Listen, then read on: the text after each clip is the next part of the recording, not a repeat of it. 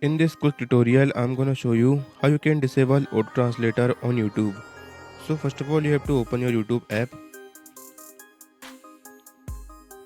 and then you have to click on your profile icon in the bottom right corner of your screen.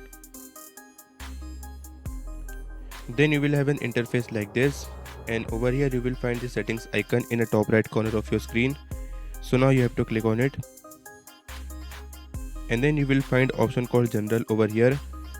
So click on it, and then you will find an option called app language. So first of all, you have to click on this app language, and now you have to select your original language, whichever you speak, and then you have to go back.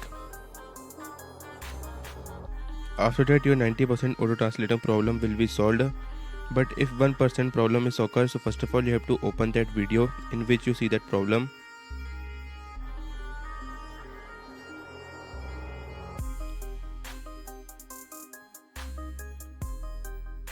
And then you have to click on the settings icon in the top right corner. Then you will find option called audio track over here. So now you have to open this audio track option, and then you have to select your language over here, and that is how you can solve this problem. So if you found this tutorial helpful, make sure to like it, and if you are new to the channel, don't forget to subscribe.